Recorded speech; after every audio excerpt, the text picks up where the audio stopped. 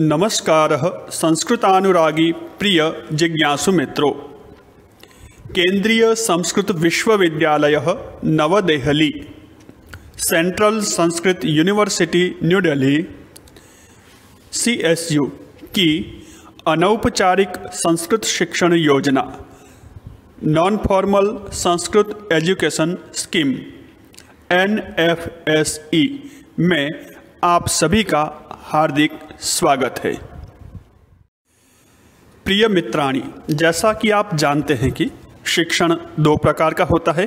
एक औपचारिक, जिसे हम विद्यालय, महाविद्यालय, विश्वविद्यालय आदि में प्राप्त करते हैं, और दूसरा शिक्षण है अनौपचारिक, जिसके लिए सामान्य औपचारिकताओं की, फॉर्मेलिटीज़ की आवश्यकता नहीं होती है।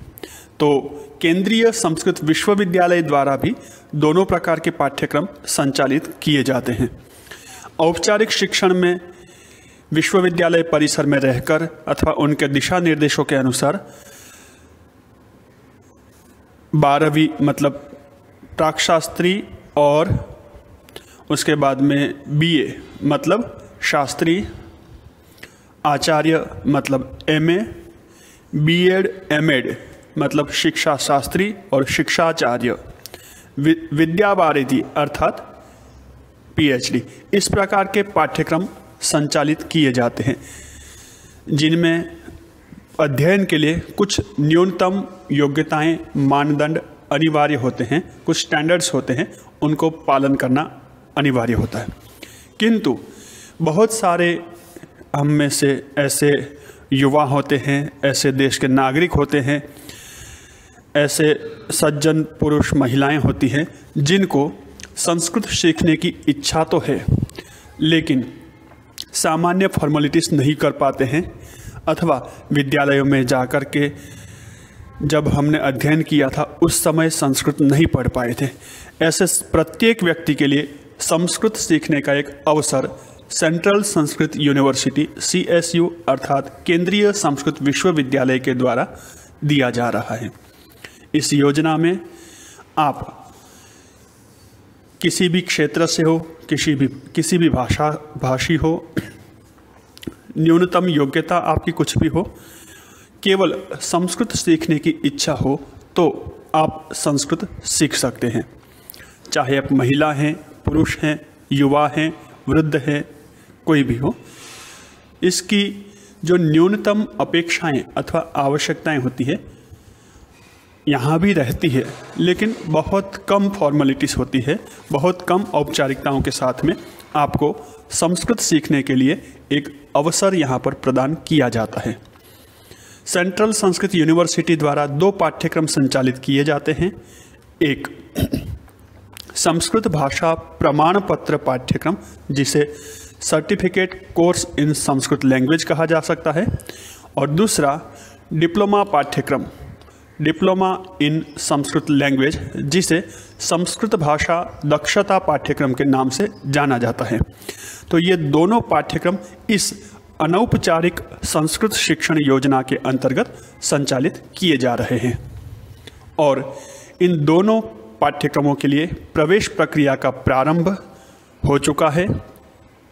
आप शीघ्रातिशीघ्र अपना पंजीकरण कर सकते हैं। पंजीकरण करने के लिए लिंक आपको आगे दी जा रही है। साथ ही पंजीकरण करने के लिए जो अपेक्षित जानकारी अथवा दिशा निर्देश, मार्गदर्शन आपको इस वीडियो में आगे दिया जा रहा है। उन दिशा निर्देशों को ध्यान से पढ़िए और आप जो है इस प्रक्रिया के लिए नामांकन कर सकते हैं। प्रिय मित्राणी, आज हम जिस युग में जी रहे हैं उसमें आधुनिकता का, भौतिकता का बोलबाला है, तो निस्संदेह हमारे मन में भी ये प्रश्न उठ सकता है कि इस अनौपचारिक संस्कृत शिक्षण योजना की आवश्यकता क्या है, कौन लोग होंगे जो इनको पढ़ते होंगे, या हम ये इस पाठ्यक्रम को क्यों पढ़ें।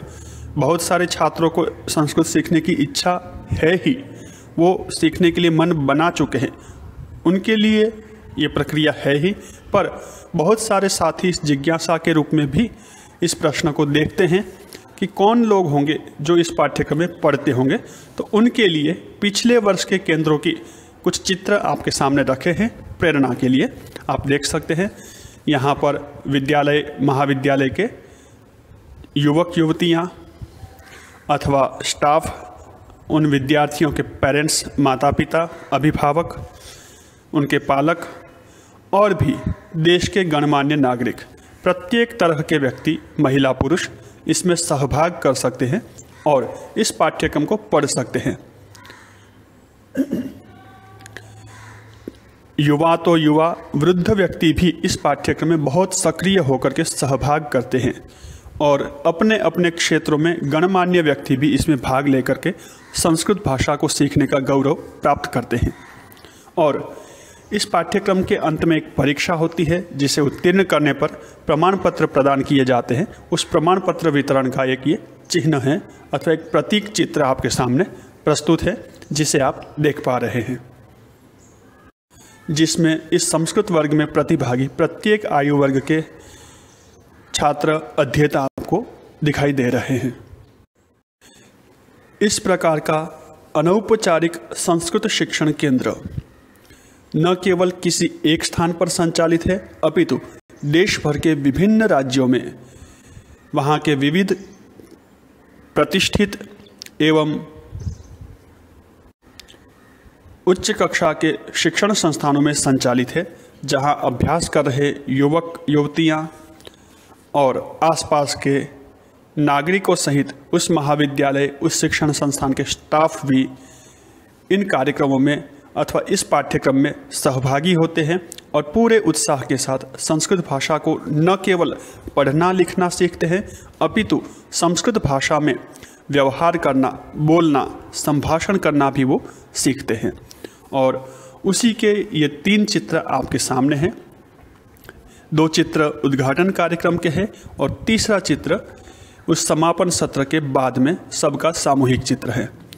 तो प्रारंभ से लेकर के अंत तक आप देख सकते हैं युवाओं का इस संस्कृत भाषा शिक्षण में रुझान क्या है, उनकी प्रवृत्ति क्या है, उनकी पसंद और उनकी स्थिति क्या है।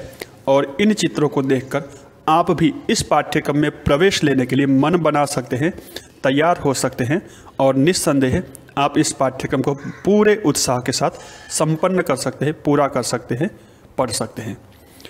मैं आप सबका इस अनौपचारिक संस्कृत शिक्षण योजना में स्वागत करता हूं। आप सबका हार्दिक स्वागत है।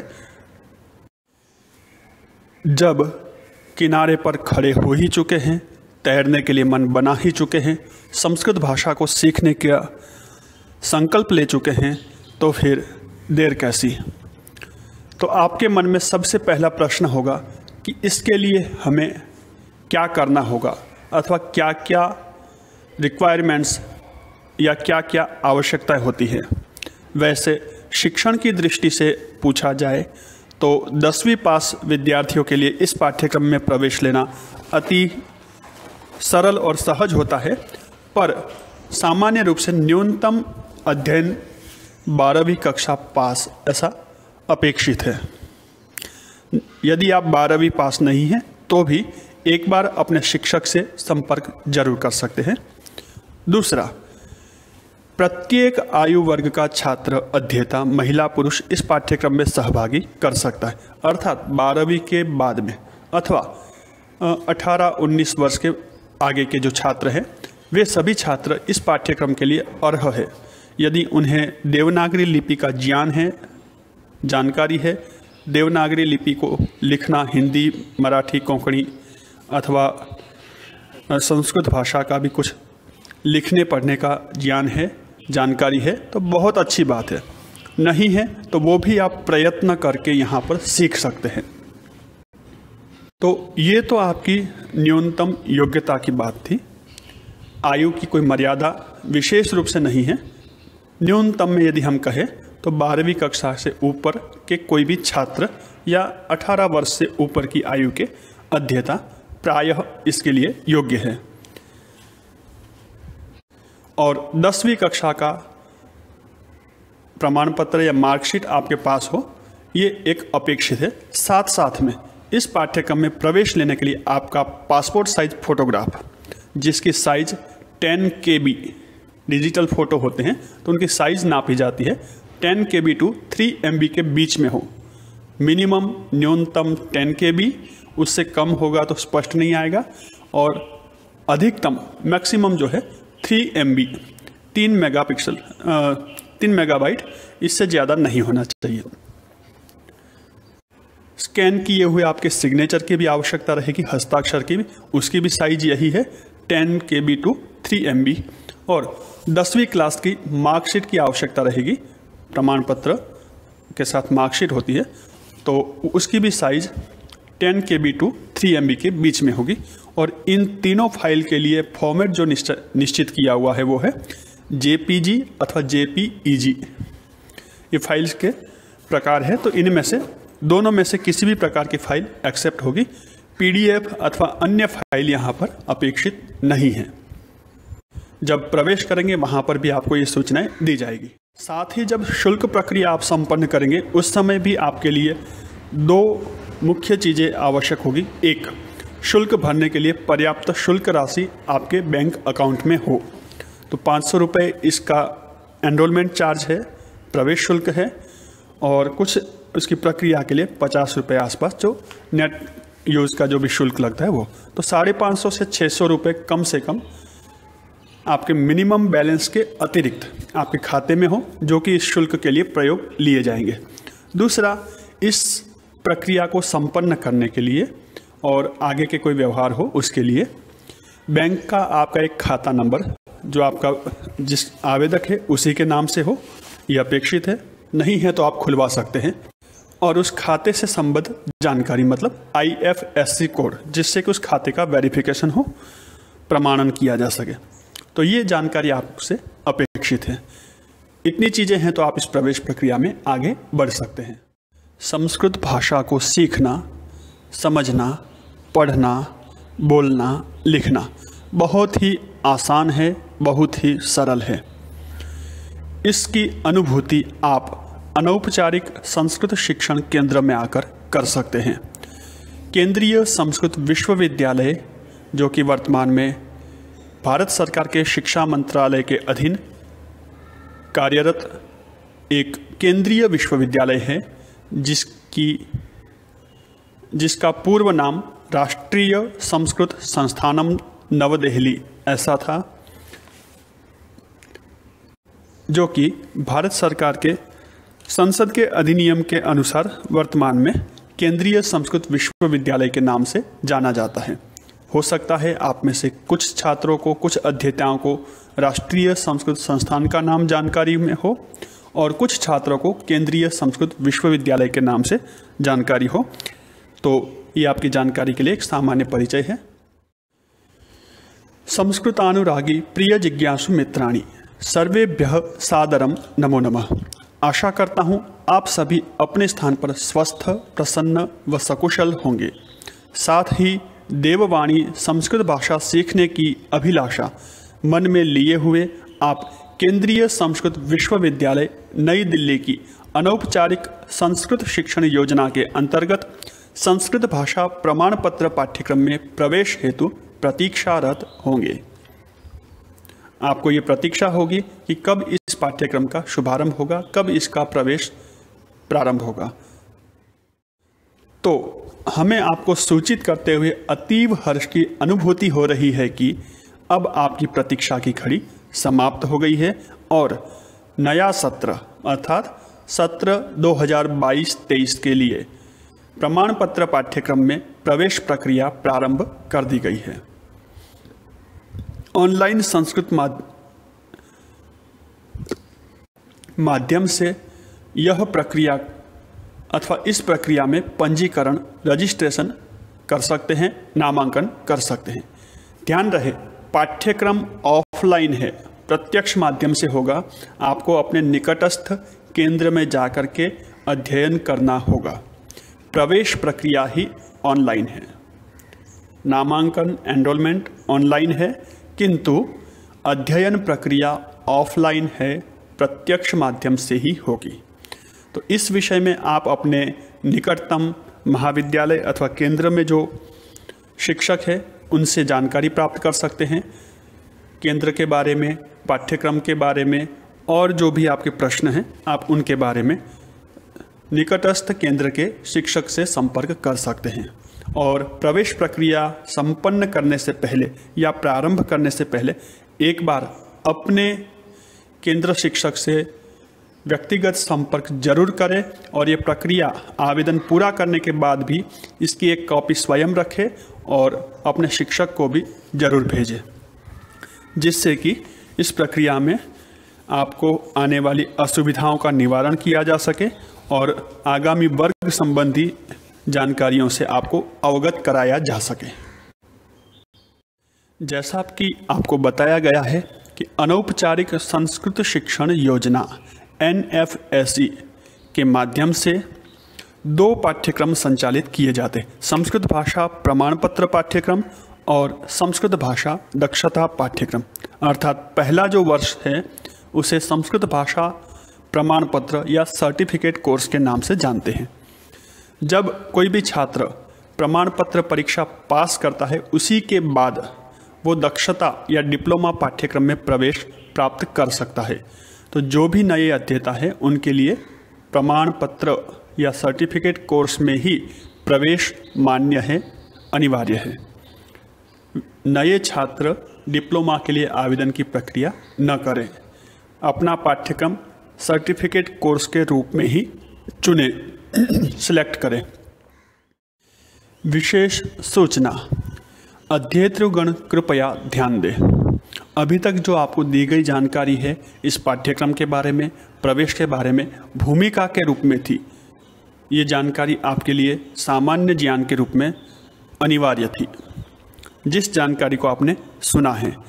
अब आप एनरोलमेंट प्रक्रिया में सम्मिलित होने जा रहे हैं। एनरोलमेंट नामांकन प्रक्रिया का हिस्सा बनने जा रहे हैं, भाग बनने जा रहे हैं। तो इस प्रक्रिया को प्रारंभ करने के लिए भारत सरकार के समर्थ पोर्टल के माध्यम से आपको ये एनरोलमेंट करना होगा। इसके लिए आपको एक लिंक दी जाएगी, उस लिंक के माध्यम से प्रक्रिया पूरी करनी है। किंतु प्रक्रिया थोड़ी लंबी है, इसलिए प्रत्येक सूचना को धैर्य एवं सावधानी के साथ पढ़ना है, प्रत्येक निर्देशों को पढ़ करके समझना है और उसको पालन करते हुए आपको ये प्रवेश प्रक्रिया संपन्न करनी है। इस बात को आपको विशेष रूप से ध्यान रखना है, जल्दबाजी ना करें, किसी भी सूचना को अनदेखा ना करें, उपेक्षा ना करें। प्रत्येक सूचना आपके लिए आवश्यक होगी और यहाँ पर आपके लिए जो भी एनरोलमेंट नंबर अथवा नामांकन नंबर या और कोई रेफरेंस नंबर दिया जाता है उसको साथ साथ में अपने नोटबुक में नोट कर सकते हैं या स्क्रीनशॉट भी आप लेकर के रख सकते हैं, जिससे कि आगे किसी भी प्रकार का व्यवहार हो उसको करने में सुविधा रहे। और जैसा कि आपको मैंने पहले भी बताया है, इस प्रवेश प्रक्रिया को प्रारंभ करते समय अपने निकटतम केंद्र की जानकारी जुटा लें। साथ ही वहाँ पर जो भी शिक्षक है, केंद्र शिक्षक के रूप में आपका मार्गदर्शन करेंगे, उनसे भी आप हो सके तो व्यक्तिगत संपर्क कर लें। मोबाइल से, आप व्हाट्सएप से या कॉल के माध्यम से संपर्क कर सकते हैं। आज हम जिस युग में जी रहे हैं, रह रहे हैं, इस युग में सामान्यतया यह प्रश्न नहीं उठ सकता कि ऑनलाइन पंजीकरण कैसे करते हैं, क्योंकि कोविड के समय ने हमें बहुत कुछ सिखा दिया है।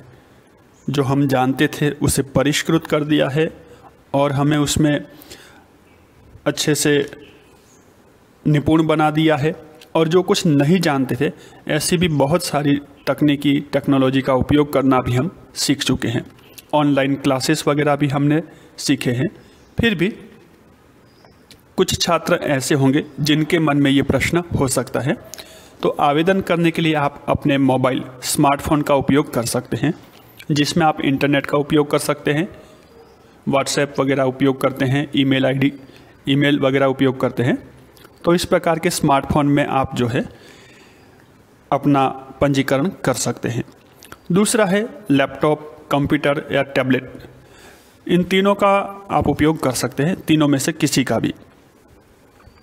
और जिनके पास में ये दोनों ही सुविधा नहीं है अथवा संभव नहीं है, उपयोग करना जानते नहीं हैं अथवा संभव नहीं है, ऐसे प्रत्येक अध्येता उनके लिए एक अवसर और है कि वे साइबर कैफ़े या और किसी परिवार के मित्र मंडल के जानकार सदस्यों की सहायता ले सकते हैं। उनकी सहायता से लिंक पर क्लिक करके आगे के दिशा निर्देशों को पढ़ते हुए आप अपना आवेदन संपन्न कर सकते हैं। ये वीडियो मैं आशा करता हूँ कि आपकी सहायता करेगा, उसमें बहुत कुछ आपको सीखने में, आवेदन करने में सहयोग करेगा। संभव है कि वीडियो थोड़ा लंबा हो और आवेदन प्रक्रिया भी थोड़ी लंबी हो, पर धैर्य से आप करेंगे, निष्ठा से आप करेंगे, अवश्य ही अच्छे से सब प्रक्रिया संपन्न कर पाएंगे।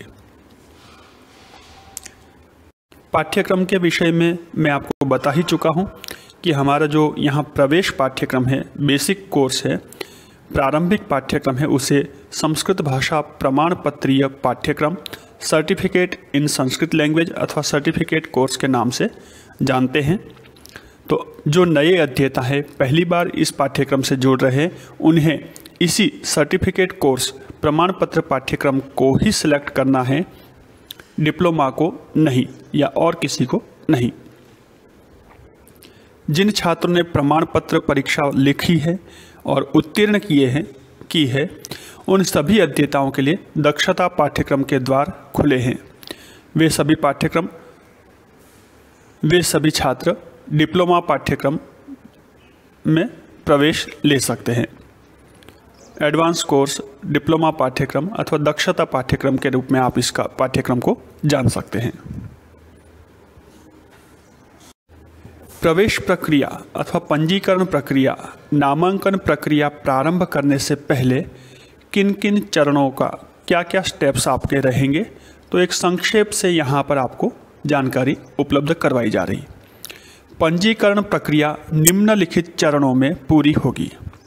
प्रवेश प्रक्रिया हेतु पूर्व तैयारी क्या क्या चाहिए, तो सर्वप्रथम आपको इस पोर्टल पर अपना रजिस्ट्रेशन करना होगा और रजिस्ट्रेशन के बाद में एनरोलमेंट। इस प्रकार की दो प्रक्रियाएं हैं। रजिस्ट्रेशन मतलब एनरोलमेंट नहीं है, ध्यान दीजिएगा। रजिस्ट्रेशन पहला चरण है और उसके बाद में एनरोलमेंट दूसरा। तो रजिस्ट्रेशन करके ही आपको विराम नहीं लेना है, ठीक है। तो सर्वप्रथम आपको पोर्टल पर अपना रजिस्ट्रेशन करना है, पंजीकरण करना है और उसके बाद में आपको पाठ्यक्रम में रजिस्ट्रेशन, एनरोलमेंट या पंजीकरण करना है। तो दो चरणों में है, एक बार पोर्टल पर रजिस्ट्रेशन और दूसरा पाठ्यक्रम में रजिस्ट्रेशन, जिसको एनरोलमेंट के नाम से हम जानेंगे। तो सर्वप्रथम आपको जो है पंजीकरण, पोर्टल पर रजिस्ट्रेशन के लिए क्या क्या करना है उसको भी हम देखेंगे और उसके बाद में दोबारा आपको लॉगिन करना रहेगा।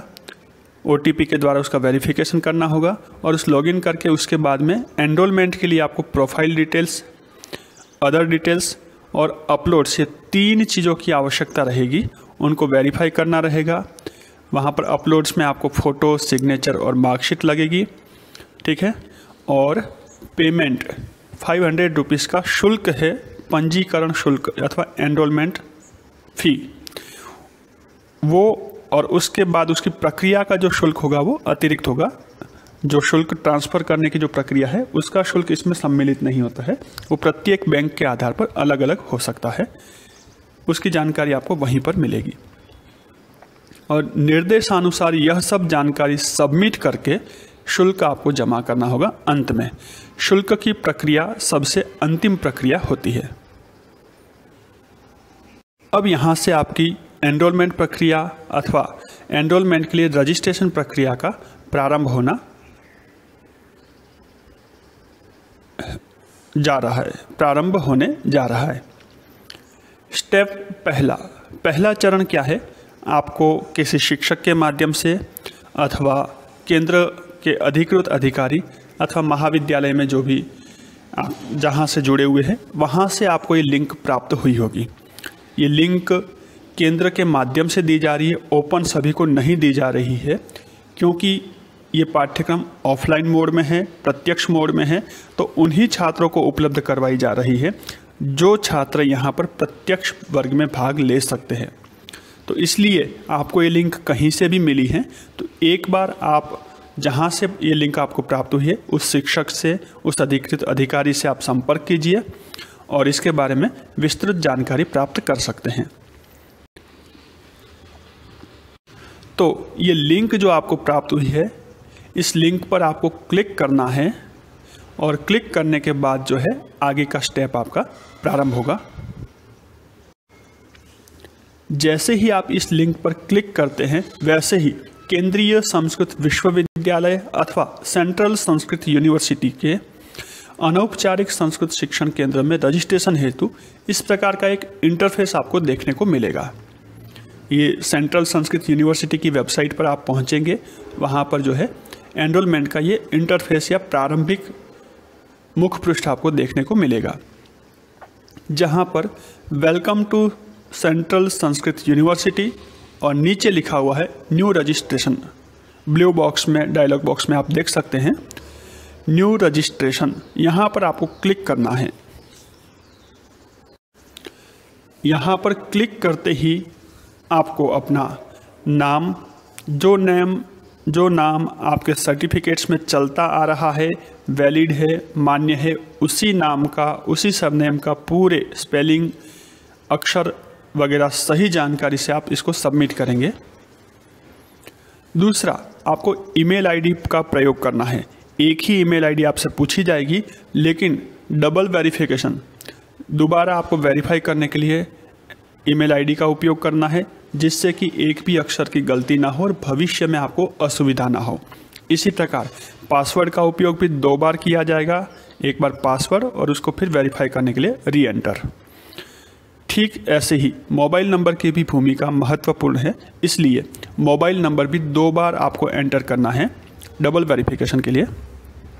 साथ ही हम इस प्रक्रिया को पूरे ध्यान से कर रहे हैं, स्वयं अपनी जानकारी से कर रहे हैं। ये सिद्ध करने के लिए कैप्चा कोड करके एक नीचे बॉक्स आपको मिलेगा, तो वहाँ पर कुछ अस्पष्ट से अक्षर आपको दिखेंगे, तो उन अक्षरों को अथवा चिन्हों को आपको इस कैप्चा कोड वाले बॉक्स में भरना है, टाइप करना है और नीचे दिए हुए रजिस्टर बॉक्स पर क्लिक करना है। तो रजिस्ट्रेशन के लिए आपके सामने कुछ इस प्रकार का बॉक्स देखने को मिलेगा, रजिस्ट्रेशन फॉर एडमिशन। तीसरे चरण में आप देख सकते हैं, जैसे ही आप नाम लिखते हैं, नाम के सामने ग्रीन टिक आ जाएगा। ईमेल आईडी 2 बार लिखेंगे आप, तो दोनों बार आपको वहाँ पर ग्रीन टिक मार्क देखने को मिलेगा। इसका मतलब कि आपकी ईमेल आईडी भी एक्सेप्ट हो गई है। पहला ब्लैंक बॉक्स है, दूसरा जो है सबमिट करने के बाद का है। रजिस्ट्रेशन की प्रक्रिया में एक एक चरण आप आगे बढ़ रहे हैं। आपका पासवर्ड जो है मिनिमम 6 कैरेक्टर्स 6 अंकों का होना चाहिए। आप इसको और अच्छी मजबूती के लिए, सुदृढ़ता के लिए और अभेद्य बनाने के लिए आप अलग अलग चिन्हों का उपयोग कर सकते हैं। संख्या और अक्षर में भी कैपिटल और नॉर्मल इस प्रकार का आप अपनी अनुकूलता से प्रयोग कर सकते हैं।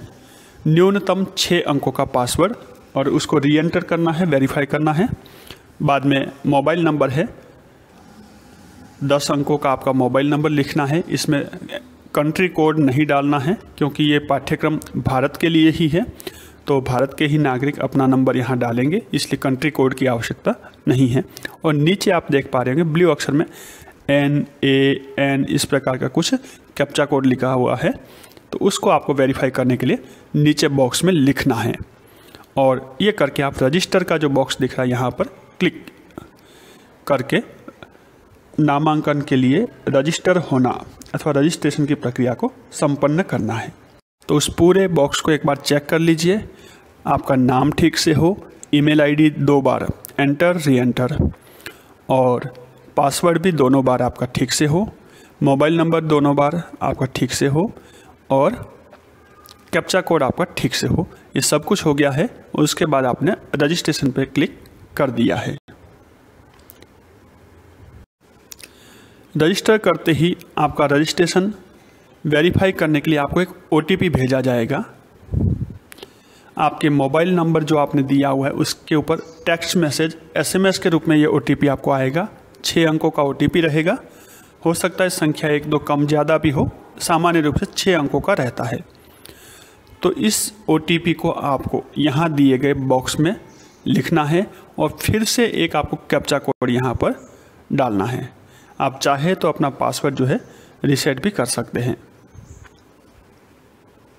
किंतु ध्यान रहे जब तक आपका अकाउंट वेरीफाई नहीं हो जाता है, अकाउंट वेरिफिकेशन नहीं होता है, तब तक आपको इस पृष्ठ को रिफ्रेश नहीं करना है, बैक नहीं करना है। इसको प्रोसेस जो होती है होने दीजिए, जल्दी से अपना रजिस्ट्रेशन सबमिट करना है। तो OTP आपको सबमिट करना है। यदि OTP आपको नहीं मिला है अथवा मिलने में देर हो रही है तो आप रिसेंड OTP का भी उपयोग कर सकते हैं। अभिनंदनानी, आपका रजिस्ट्रेशन हो चुका है। ध्यान दें, रजिस्ट्रेशन हुआ है, नामांकन एनरोलमेंट अभी बाकी है। अब आप प्रवेश प्रक्रिया, नामांकन प्रक्रिया संपन्न कर सकते हैं। स्टेप 5, 5वां चरण। 5वें चरण में आपको फिर से उसी लिंक पर क्लिक करना है जो आपको प्रारंभ में मिली थी या जिस पर आपने प्रारंभ में क्लिक किया था। अब यहाँ पर क्लिक करने के बाद आपको लॉगिन करना है। लॉगिन करते ही आपके सामने कुछ इस प्रकार का बॉक्स आएगा जहाँ पर आपको रजिस्टर्ड ईमेल आईडी, पासवर्ड और कैप्चा कोड का उपयोग करके login box, blue dialogue box है, उस पर क्लिक करना है और आगे जाना है, आगे की प्रक्रिया संपन्न करनी है। इस पृष्ठ पर आते ही आपके सामने अपनी प्रोफाइल कंप्लीट करने के लिए आपको जो है दिशा निर्देश दिए जा रहे हैं। अपनी प्रोफाइल कंप्लीट करने के लिए इन दिशा निर्देशों का पालन करना है, इनको फॉलो करना है। तो येलो बॉक्स में लिखी हुई इस कंप्लीट प्रोफाइल को आपको क्लिक करना है। लेफ़्ट साइड में आप अपनी एनरोल्ड ईमेल आईडी भी देख सकते हैं। जो ईमेल आईडी आपने यहाँ पर रजिस्टर की थी वो आपको दिखेगी लेफ़्ट साइड में अथवा ऊपर बॉक्स में, बेसिक डिटेल्स में रहेगी। यद्यपि इतनी बारीकी से इतनी छोटी छोटी सूचनाएं देने की आवश्यकता नहीं है, फिर भी कुछ अध्येता बहुत नए हैं, उनकी जानकारी को ध्यान में रखते हुए, उनके स्तर को ध्यान में रखते दोनों के लिए, नए पुराने जानकारी रखने वाले और बिल्कुल फ्रेश सभी विद्यार्थियों के लिए एक समान ही दिशा निर्देश दिए जा रहे हैं। यदि आपको ये दिशा निर्देश आवश्यक नहीं लगते, वीडियो को फास्ट फॉरवर्ड करके आप आगे बढ़ सकते हैं। आगे बढ़ने पर आपको 3 स्टेप दिखाई देंगे। पहला प्रोफाइल डिटेल्स, दूसरा अदर डिटेल्स, तीसरा अपलोड्स। ये 3 में से सबसे पहले आपको प्रोफाइल कॉलम को पूरा करना है। यहाँ पर आपकी व्यक्तिगत पर्सनल डिटेल्स पूछी गई है, जैसा कि आपका फुल नेम, ठीक है, आपकी आयु, जेंडर, डेट ऑफ बर्थ और भी सारी जानकारी पूछी गई है। क्रमशः एक एक जानकारी आपको फिल करना है। ध्यान देना है, रेड स्टार करके कुछ जानकारियाँ मांगी गई है, पूछी गई है, वो भरना अनिवार्य है। उनको सही सही भरे बिना आप आगे नहीं जा सकते हैं। तो जहाँ जहाँ भी रेड स्टार लगा है उन डिटेल्स को पूरी जागरूकता से, सजगता से आप भरें। जहाँ पर अनिवार्य नहीं है वो डिटेल आप आवश्यकता के अनुसार भरना है या छोड़ना है, देख सकते हैं। तो ये सामान्य रूप से personal details, place of birth, family details, CSU registration, ये भी आपसे पूछा जाएगा 4 नंबर पे। यहाँ पर आप नो ऑप्शन को सिलेक्ट करेंगे, ज़्यादा अच्छा रहेगा, ताकि जो अपेक्षित नहीं है उन जानकारी से आप बच सकेंगे। क्योंकि ये सामान्य रूप से सभी छात्रों के लिए है जो फॉर्मल और इनफॉर्मल स्टडी कर रहे हैं। तो ये उन लोगों को यस करना है जो यहाँ पर यूनिवर्सिटी में रह करके फॉर्मल स्टडी कर रहे हैं, औपचारिक अध्ययन जिनकी प्रक्रिया चालू है, या और किसी तरह उनका पहले रजिस्ट्रेशन हुआ है। 5th नंबर पे other category quota, address and bank details, ये सारी चीज़ें आपको सबमिट करनी है, लिखनी है। लिखते समय प्रत्येक अक्षर, प्रत्येक अंक की जानकारी सही रखें, प्रामाणिक हो, ये आपकी जिम्मेवारी है, आपका उत्तरदायित्व है। और अंत में जो है सेव एंड नेक्स्ट करके लास्ट में नेक्स्ट पेज पर आपको क्लिक करना है। तो इस तरह से आपकी पर्सनल डिटेल्स यहाँ पर सबमिट होगी।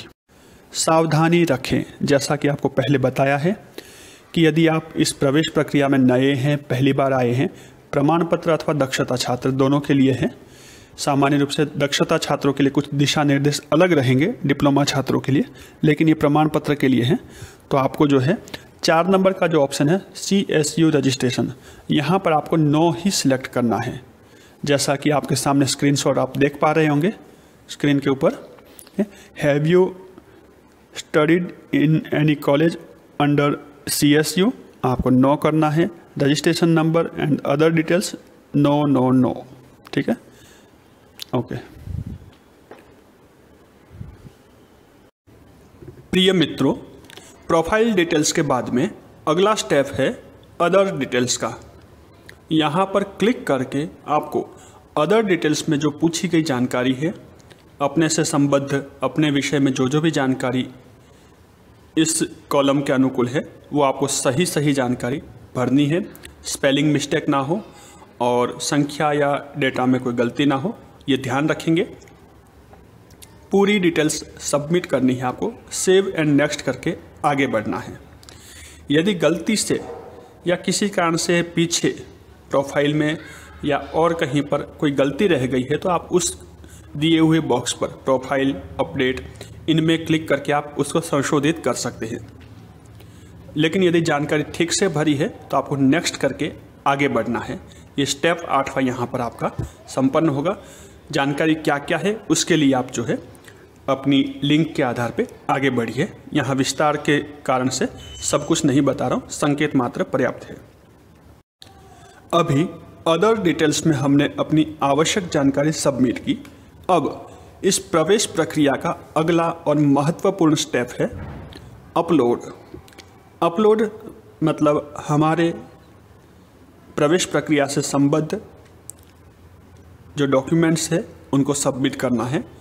ये अनौपचारिक प्रक्रिया है, इसलिए अधिक डॉक्यूमेंट्स की अपेक्षा यहाँ नहीं रखी गई है, पर फिर भी व्यक्ति के परिचय के लिए उसका फोटोग्राफ, जो कि अद्यतन फोटोग्राफ होना चाहिए, नवीनतम फोटोग्राफ होना चाहिए, और हस्ताक्षर, आपके सिग्नेचर हस्ताक्षर जो है यहाँ पर अपेक्षित है इस कॉलम में।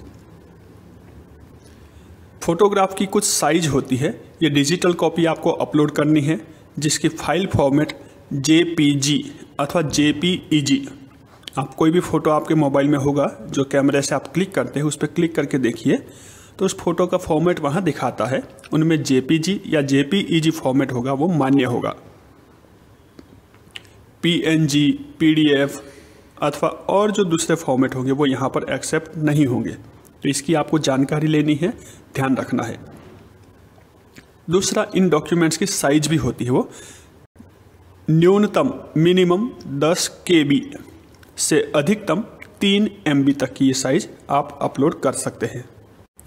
ध्यान रखें, आपका फ़ोटो जितना फ़ोटो का भाग है उतना ही अपलोड करना है। पासपोर्ट साइज़ फ़ोटो अपलोड करना है, पूरा फुल साइज़ फ़ोटो अपलोड नहीं करना है जिसमें आपका चेहरा स्पष्ट दिखाई दे। और हस्ताक्षर करते समय भी हम कई बार हस्ताक्षर के बहुत बड़ा फ़ोटो लेते हैं, नहीं, उस फोटो के अंदर केवल हस्ताक्षर आए, बाकी खाली स्पेस बहुत कम बचे। ऊपर नीचे साइड में थोड़ा सा स्पेस जो ज़रूरी है, हस्ताक्षर ठीक से दिखे उतना ही। तो उतनी छोटी साइज़ का आप इसको स्कैन करके या एडिट करके भी कर सकते हैं, जिससे कि अपलोड होने के बाद आपका फ़ोटो भी स्पष्ट दिखे और आपके हस्ताक्षर भी ठीक से अपलोड हो जाए।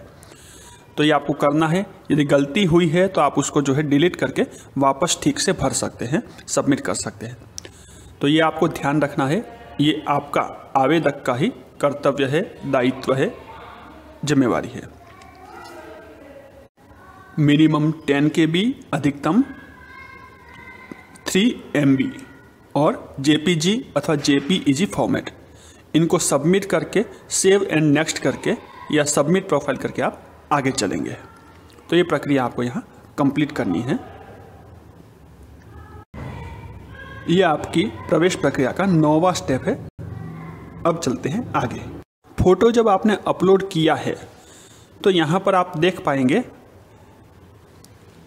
ऊपर सूचना दी हुई, फोटो एक्सेप्टेड फॉर्मेट्स JPG अथवा JPEG, है ना, ये ध्यान रखना है। यदि इस फॉर्मेट पर फोटो होगा तो आपका इस फोटो यहाँ पर आप देख पाएंगे। नीचे सिग्नेचर के लिए भी सेम यही चीज़ें लिखी हुई है, और नहीं है तो देखिए नीचे रेड कलर में डिलीट का बटन दिया हुआ है, ऊपर ग्रीन में सिलेक्ट फाइल है, नीचे रेड में डिलीट। तो यदि गलत फाइल यदि आपने सबमिट की है, एक्सेप्ट नहीं हो रही है, शो नहीं हो रही है, तो यहाँ से डिलीट करके आपको वापस सही से फाइल अपलोड करनी है।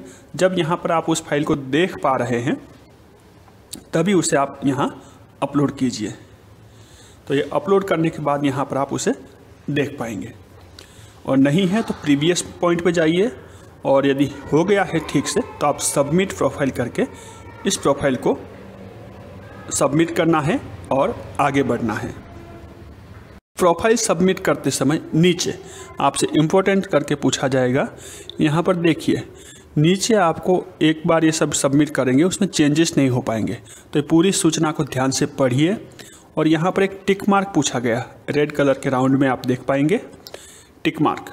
तो टिक मार्क आपको करना है, वहाँ क्लिक करेंगे तो ये टिक मार्क दिखाई देगा। एक बार करेंगे तो टिक मार्क दिखाई देगा, दोबारा क्लिक कर दिया टिक मार्क चला जाएगा। तो इसका मतलब है मैंने ये सूचनाएं ध्यानपूर्वक पढ़ी हैं और इसके जो भी नियम है, दिशा निर्देश है, मुझे स्वीकार्य है। तो इसको स्वीकार करके आपको इसको सबमिट करना है। यदि आप इसको टिक मार्क नहीं करेंगे तो सबमिट नहीं कर पाएंगे। और जैसे ही आप टिक मार्क करके सबमिट करेंगे, दाहिनी साइड राइट साइड में आप देख सकते हैं आपका प्रोफाइल सबमिट हो गया है सक्सेसफुली।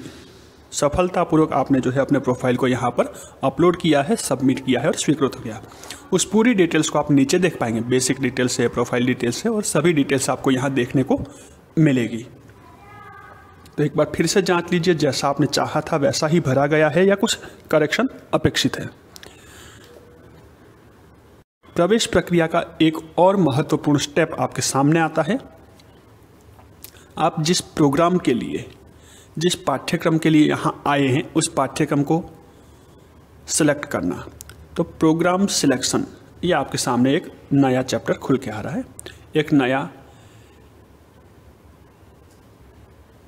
कॉलम आपके सामने है जिसमें आपको प्रोग्राम के साथ साथ दो चीज़ें और भी चुननी है, सिलेक्ट करनी है। तो तीन चीज़ें हैं कुल मिलाकर के, एक कोर्स का नाम, दूसरा प्रोग्राम और तीसरा कॉलेज या कैंपस का सिलेक्शन। ये तीनों इसी स्टेप में आपको कंप्लीट करने हैं, जिसको मैं स्क्रीनशॉट के माध्यम से आगे के स्लाइड्स पर दिखाता हूं। तो प्रोग्राम सिलेक्शन पर क्लिक कीजिए और आगे बढ़िए। प्रोग्राम सिलेक्शन, इस कॉलम में आपको 3 बिंदुओं पर ध्यान देना है, 3 बिंदु सबमिट करने हैं। सबसे पहला प्रोग्राम लेवल, यहाँ पर आपको सर्टिफिकेट प्रोग्राम्स को सिलेक्ट करना है। दूसरा, आगे देखते हैं, अब इस बीच वाले दूसरे कॉलम या बॉक्स में आपको जो है प्रोग्राम सिलेक्ट करना है, certificate course in Sanskrit language, NFSC CCSL, CC certificate course SL in Sanskrit language.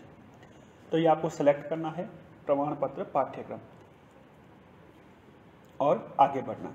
Diploma छात्र जो है जिन्होंने सर्टिफिकेट पास किया है उनके लिए डिप्लोमा कोर्स चुनने की अनुमति है। ये बात मैं पहले भी कह चुका हूँ, फिर भी असावधानी ना हो, गलती ना हो, इसके लिए दोबारा बोल रहा हूँ। तो इसको आप सिलेक्ट कीजिए। और अगला बॉक्स, इस प्रक्रिया का एक और बिंदु है, एफिलेटेड कॉलेज या कैंपस का सिलेक्शन करना। आपके निवास स्थान के आसपास जहाँ पर आप अभी रह रहे हैं, निवास कर रहे हैं, और इस वर्ष में, इस सत्र में आप जहाँ पर रहेंगे, तो वहाँ पर अपने निकटतम केंद्र को आप चुनिए।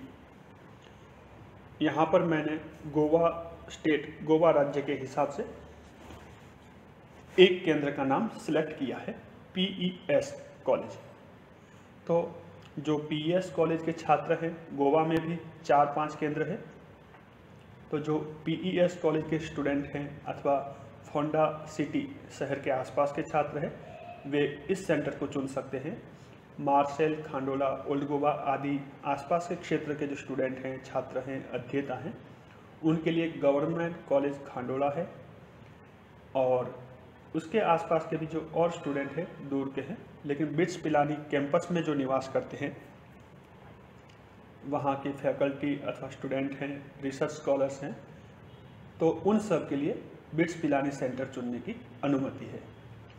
उत्तर गोवा में भी एक सेंटर हमारा है, विद्या प्रबोधिनी, परवरी नगर में ये केंद्र स्थित है। तो उसके आसपास रहने वाले स्टूडेंट जो है इस केंद्र को चुन सकते हैं। तो ये 4 सेंटर गोवा स्टेट के लिए है। इसी प्रकार आप जिस स्टेट से हैं, अपने स्टेट के हिसाब से, अपनी अनुकूलता से आसपास का सेंटर चुन लीजिए और जल्द ही आपको शिक्षक के बारे में भी वहाँ से जानकारी उपलब्ध हो सकेगी। तो हो सके तो शिक्षक से संपर्क करके ही आप कॉलेज वगैरह की प्रक्रिया को संपन्न करें।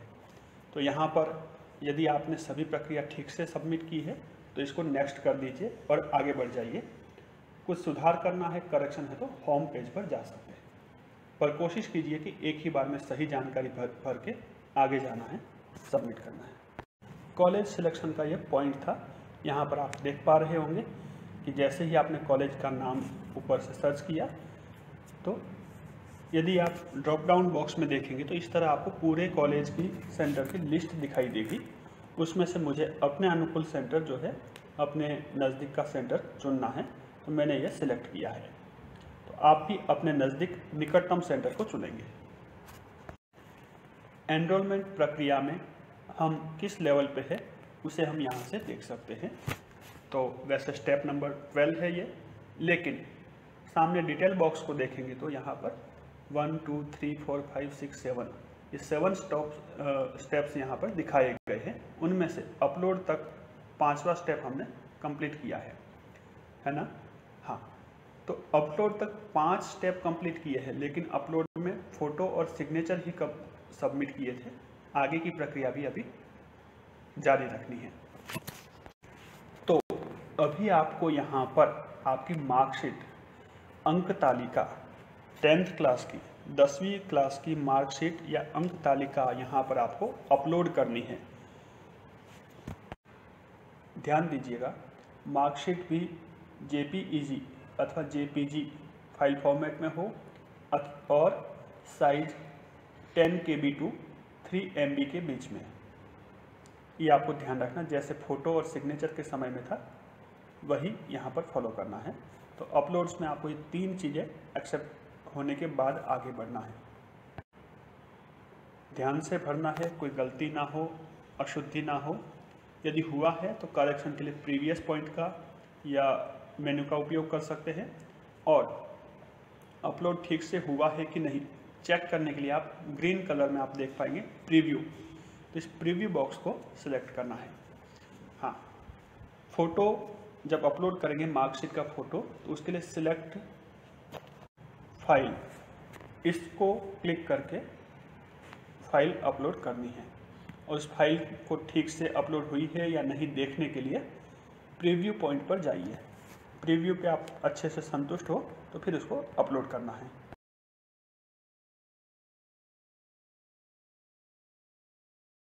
प्रीव्यू पे जैसे ही आप क्लिक करेंगे आपका फ़ोटो देख पाएंगे। फ़ोटो के ऊपर एक बारकोड दिखाई देगा और नीचे आपको डॉक्यूमेंट्स में फाइल लिंक करके 3 चीज़ें हैं, तीनों के बारे में अपलोडेड दिखाई दे तो इसका मतलब है ये आपकी जो है फाइल यहाँ पर एक्सेप्ट हो चुकी है और इस प्रक्रिया में आप आगे बढ़ सकते हैं। तो अब आपने जो जरूरी जानकारी और डॉक्यूमेंट्स या दस्तावेज आपने सबमिट किए हैं, अब आप इस प्रक्रिया में शुल्क भर के, शुल्क जमा करके, फी पेमेंट करके अपनी प्रक्रिया को कंप्लीट कर सकते हैं। तो इस प्रवेश प्रक्रिया का एक महत्वपूर्ण स्टेप है पेमेंट, शुल्क समर्पणम। प्रिय विद्यार्थी मित्रों, आशा करता हूँ आप सब ने ये अब तक की प्रोसेस सावधानी और सजगता से पूरी की होगी। तो पूरी सजगता और सावधानी के साथ यथाशीघ्र जल्दी से जल्दी ऑनलाइन माध्यम से अपना एनरोलमेंट फॉर्म यानी कि आवेदन पत्र शुल्क सहित जमा कर दें। प्रवेश आवेदन हेतु अपने निकटतम संस्कृत शिक्षण केंद्र और केंद्र शिक्षक की जानकारी प्राप्त करके केंद्र शिक्षक से संपर्क करके ही आवेदन प्रक्रिया संपन्न करें। इस आवेदन प्रक्रिया को संपन्न करें जिससे किसी भी प्रकार की असुविधा से बचा जा सके। साथ ही आवेदन प्रक्रिया संपन्न करके आवेदन क्रमांक सहित PDF और स्क्रीनशॉट लेकर तत्काल अपने केंद्र शिक्षक को मेल अथवा व्हाट्सएप द्वारा प्रेषित करके भेज करके आगे की प्रक्रिया के विषय में जानकारी प्राप्त करें। मित्रों, अपने आवेदन पत्र की PDF कॉपी डाउनलोड करके सुरक्षित रखें। साथ ही अपने इस ईमेल ID और पासवर्ड को भी संभाल के रखें। परीक्षा हेतु आवेदन करने तथा प्रवेश पत्र प्राप्त करने हेतु एवं अन्य प्रक्रिया हेतु पुनः इसकी आवश्यकता होगी। इसलिए अभी से इसको ऐसी जगह पर रखें कि आवश्यकता पड़ने पर पुनः इसका उपयोग किया जा सके। अभी हमने प्रवेश प्रक्रिया के लिए आवश्यक डॉक्यूमेंट्स या दस्तावेज सबमिट कर दिए हैं, अपलोड कर दिए हैं। प्रीव्यू के माध्यम से जांच लें कि हमारे डॉक्यूमेंट्स ठीक से सबमिट हुए हैं कि नहीं और हमारी जो जानकारी हमने सबमिट की है वो भी ठीक से है कि नहीं। अच्छे से जांच लीजिए ताकि भविष्य में कोई भी असुविधा से बचा जा सके, किसी भी प्रकार की असुविधा न हो। इतना कंफर्म हो जाए तो ऊपर दी हुई यहाँ पर सामने आप देख पा रहे सूचना है, जानकारी है, दिशा निर्देश है, इनको ध्यान से पढ़िए। पूरी जानकारी अंग्रेजी में दी हुई है, आप पढ़िए, अच्छे से समझिए। उसके नीचे आपके हस्ताक्षर है, अर्थात कि आप इन दिशा निर्देशों को पालन करने के लिए सहमत है। और फी जो पेमेंट करेंगे उस फी पेमेंट के लिए भी आगे की जानकारी आपको मिलेगी। उस प्रक्रिया से आप सहमत हैं। तो ये प्रक्रिया आपको संपन्न करने से पहले ये पूरी गाइडलाइंस, दिशा निर्देश या सूचना है, इसको ध्यान से समझना है और फॉलो करना है। और आप इससे सहमत हैं तो फी पेमेंट के इस ऑप्शन को, विकल्प को चुनना है और पेमेंट के लिए आगे बढ़ना है। यदि कुछ अशुद्धि, करेक्शन है, असहमति है तो आप इसको प्रीवियस बिंदु को, विकल्प को सिलेक्ट करके बैक जा सकते हैं, सुधार कर सकते हैं। फी पे करने के लिए, शुल्क जमा करने के लिए जैसे ही आप क्लिक करेंगे तो आपके सामने स्क्रीन पर सामने आपका नाम, जेंडर, कैटेगरी, CSU से पूर्व रजिस्टर्ड छात्र है अथवा नहीं, और जो विकल्प आपने वहाँ चुना होगा वो, और साथ ही साथ आपके सिलेबस या पाठ्यक्रम का नाम वहाँ पर दिखाई देगा। ये जानकारी सही है तो शुल्क प्रक्रिया के लिए आपको पे नाउ बटन पर क्लिक करना है। कुछ संशोधन करना है तो रिटर्न टू होम पेज का भी उपयोग कर सकते हैं। प्रयास करें एक ही प्रयत्न में पे नाउ करके आगे बढ़ सके।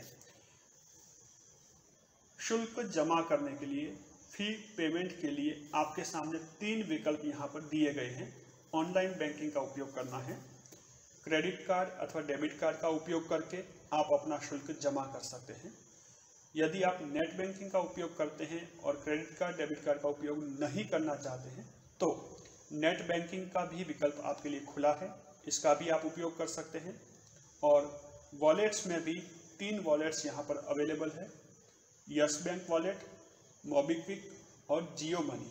इन 3 में से जो भी आप चुनना चाहे उस वॉलेट का भी आप उपयोग कर सकते हैं। तो शुल्क जमा करने के लिए सामने दिए हुए विकल्पों में से जो आपके लिए सर्वाधिक उचित है उस विकल्प का आप उपयोग कर सकते हैं।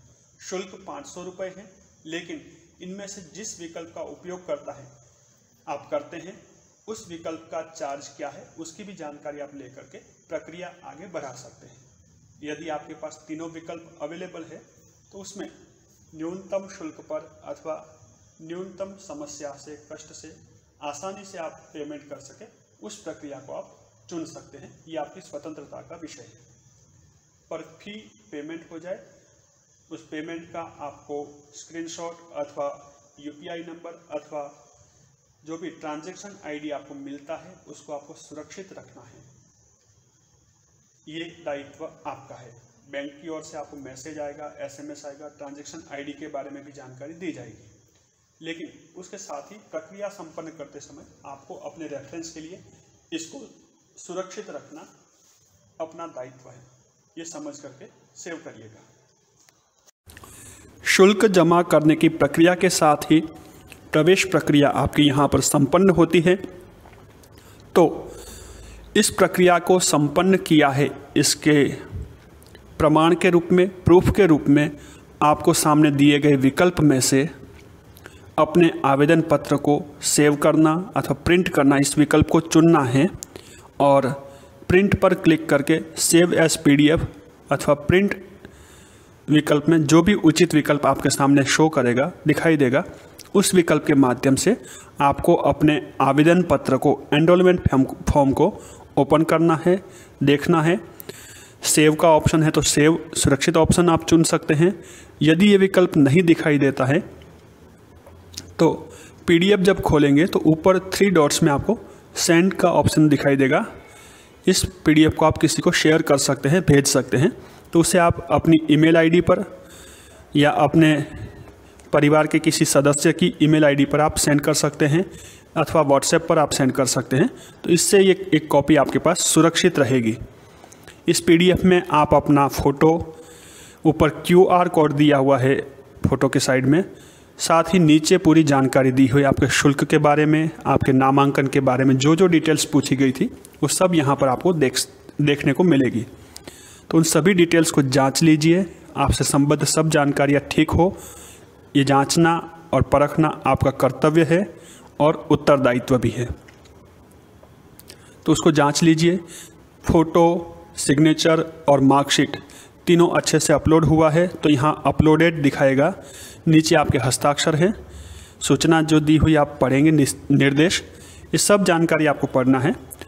तो एक कॉपी इसकी पीडीएफ आपको अपने पास सुरक्षित रखनी है। साथ ही अपने केंद्र शिक्षक से संपर्क करके अपने केंद्र शिक्षक से संपर्क करके इस पीडीएफ को आपको उन तक पहुंचाना है। उसके लिए आप शिक्षक की सूचनाओं का पालन करेंगे। तो वो यदि कहते हैं व्हाट्सएप तो व्हाट्सएप के माध्यम से, ईमेल आईडी दिया है तो ईमेल के माध्यम से, अथवा और कोई माध्यम कहा है तो उस तरह आप अपने इस आवेदन पत्र की एक कॉपी अपने पास रखेंगे और दूसरी कॉपी आप जो है अपने शिक्षक तक पहुंचाएंगे। यदि शिक्षक कहते हैं कि कॉपी भेजने की आवश्यकता नहीं है तो बाद में संपर्क कर सकते हैं, लेकिन अपने पास इस कॉपी को सुरक्षित अवश्य ही रखें, जिससे कि यहाँ पर आपका जो एनरोलमेंट नंबर है और दूसरे जो क्रमांक है, डिटेल्स है, उसकी भविष्य में आवश्यकता पड़ने पर आप उपयोग कर सके। तो इस आवेदन पत्र, एनरोलमेंट फॉर्म को अपने पास सुरक्षित करने के साथ ही प्रवेश प्रक्रिया आपकी यहाँ पर संपन्न होती है। आगे कुछ थोड़ी सी आवश्यक जानकारियाँ मैं शेयर करूँगा। गोवा प्रदेश के जो हमारे छात्र हैं उन्हें अपने इस लिए हुए स्क्रीनशॉट अथवा पीडीएफ को नीचे दी हुई ईमेल आईडी पर मेल करना है। साथ ही एक व्हाट्सएप नंबर मैं यहाँ पर शेयर कर रहा हूँ।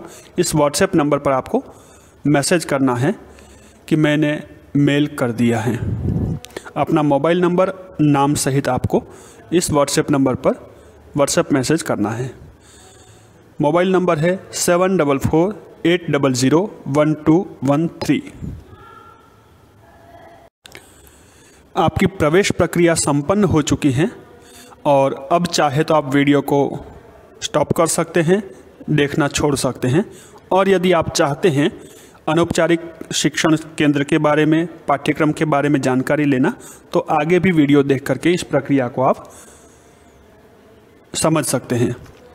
तो इस पाठ्यक्रम में आपको क्या क्या सीखने को मिलेगा, आपकी पाठ्य पुस्तकें क्या होगी, इसकी संक्षिप्त एक परिचय आपके सामने रख रहा हूँ। विस्तृत परिचय आपको केंद्र में प्रवेश करके ही मिलेगा, शिक्षक के माध्यम से ही मिलेगा, लेकिन एक सामान्य पूर्व परिचय आपके सामने रखता हूँ। सबसे पहला प्रश्न है, इस पाठ्यक्रम में आप क्या पढ़ेंगे, क्या सीखेंगे। संस्कृत भाषा प्रमाण पत्रीय पाठ्यक्रम। इस पाठ्यक्रम का नाम है प्रमाण पत्र पाठ्यक्रम। तो यहाँ पर आपको पाठ्यक्रम में 5 पाठ्य पुस्तकें प्रदान की जाएगी, जिनका परिचय आपको आगे दिया जा रहा है। लेकिन इस पूरे पाठ्यक्रम में आप क्या क्या सीखेंगे? संस्कृत वर्णमाला का परिचय आपको होगा, ज्ञान होगा, बोध होगा। ज्ञान, जिस अक्षर को आप ज्ञान, ज्ञान आदि उच्चारण करते हैं, मैं उसी अक्षर को, उसी शब्द को ज्ञान ऐसा बोल रहा हूँ, तो आप समझ सकते हैं। ठीक है, तो संस्कृत वर्णमाला का आपको परिचय होगा, बोध होगा। दूसरा, सरल एवं छोटे छोटे वाक्यों में संस्कृत भाषा में आप व्यवहार करना सीख पाएंगे, समझ पाएंगे। सरल संस्कृत संभाषण एवं परस्पर परिचय करने में आप सक्षम होंगे, समर्थ होंगे। इसके साथ ही नित्योपयोगी वस्तुओं का परिचय होगा, शब्दकोश की जानकारी और संग्रह आपके पास होगा। इस पाठ्यक्रम में आप ये सब सीख पाएंगे। साथ ही साथ संस्कृत भाषा में संख्या, समय का व्यवहार, वार, दिनांक, तिथि, दिनचर्या आदि परिचय भी आप प्राप्त करेंगे और व्यवहार करना सीख पाएंगे। इतना ही नहीं, संस्कृत भाषा के क्रियापद और उनके काल, वर्तमान काल, भूतकाल, भविष्यकाल, आज्ञार्थ आदि का परिचय आपको प्राप्त होगा। इस व्यवहार को करने में आप सक्षम होंगे। साथ ही साथ संस्कृत भाषा के जो दैनिक उपयोग के शब्द हैं, उन शब्दों का प्रयोग कैसे करना, जिसे विभक्ति कहा जाता है, उन विभक्तियों का भी परिचय, ज्ञान, बोध आपको करवाया जाएगा। इसके साथ ही अनिवार्य, सरल व सुबोध व्याकरण का परिचय और ज्ञान आपको करवाया जाएगा, बोध करवाया जाएगा। ये जानकारी भी आपको दी जाएगी। इतना ही नहीं, संस्कृत भाषा सुभाषितों की भाषा है, सूक्तियों की भाषा है, शास्त्रों की और साहित्य की भाषा है। तो उन साहित्यों में से, साहित्य ग्रंथों में से जीवन में उन्नतिदायक नीति बोध करवाने वाले सुभाषित, सूक्ति के माध्यम से भी भाषा का बोध, भाषा का ज्ञान आपको करवाया जाएगा। केवल सुभाषित, सूक्ति और शास्त्र ही नहीं, सरल सुबोध कथा और खेल के माध्यम से भी भाषा बोध करवाने का उपक्रम हमारे पास इस पाठ्यक्रम में उपलब्ध है। सरल संस्कृत में विभिन्न प्रस्तुतियाँ, नाट्य, नृत्य, गायन, अभिनय के साथ साथ संगीत आदि के साथ साथ अन्य प्रस्तुतियाँ भी आप संस्कृत भाषा के माध्यम से करना सीख पाएंगे। उन कार्यक्रमों को आप स्वयं भी प्रस्तुत कर पाएंगे, देख पाएंगे और दूसरे छात्रों की, सहपाठियों की प्रस्तुतियों में भी आप सहभागी अथवा दर्शक बन पाएंगे। इसके साथ ही संस्कृत भाषा में पत्र लेखन का अभ्यास भी करवाया जाएगा। और हमारा देश पर्वों का देश है, उत्सवों का देश है। अभी अभी हमने दीपावली और भाई दूज आदि पर्वों को मनाया। तो इस प्रकार अनेक पर्वों पर परस्पर शुभकामनाएं कैसे देते हैं, जन्मदिन पर, वैवाहिक वर्ष तिथि, मैरिज एनिवर्सरी अथवा और शुभ प्रसंगों पर शुभकामनाएं कैसे देते हैं, इस प्रकार की अनेक बातें, अनेक विषयों की जानकारी हम इस पाठ्यक्रम के माध्यम से प्राप्त करेंगे। तो बहुत ही सरल, सुबोध और प्रत्यक्ष विधि के माध्यम से पाठ्यक्रम संचालित होता है। केंद्रीय संस्कृत विश्वविद्यालय के सुयोग्य शिक्षक आपका इसमें मार्गदर्शन करेंगे, शिक्षण प्रदान करेंगे। साथ ही आपके आसपास की प्रतिष्ठित शिक्षण संस्था के योग्य केंद्रीय अधिकृत अधिकारी आपका सहयोग करेंगे, मार्गदर्शन करेंगे, आपके शिक्षण की उत्तमोत्तम व्यवस्था करने का प्रयत्न करेंगे। और केंद्रीय संस्कृत विश्वविद्यालय के माननीय कुलपति जी एवं हमारे राष्ट्रीय संयोजक व मुक्त स्वाध्याय पीठम के राष्ट्रीय निर्देशक महोदय भी हमारे साथ हैं। उनका मार्गदर्शन, उनकी शुभकामनाएं, उनके आशीर्वाद हमारे साथ हैं। तो इन सभी आशीर्वादों से हम संस्कृत भाषा को सीखने, पढ़ने, जानने, लिखने, बोलने में, व्यवहार करने में सक्षम बनेंगे। यह हमारा पूर्ण विश्वास है और पिछले अनेक वर्षों का ये हमारा अनुभव है। तो इस अनुभव के आधार पर मैं आपको प्रोत्साहन करता हूं कि आप भी इस पाठ्यक्रम में अवश्य ही यशस्वी होंगे, अवश्य ही सफल होंगे। आप पूर्ण निष्ठा के साथ प्रयत्न कीजिए और इस पाठ्यक्रम में सहभाग कीजिए।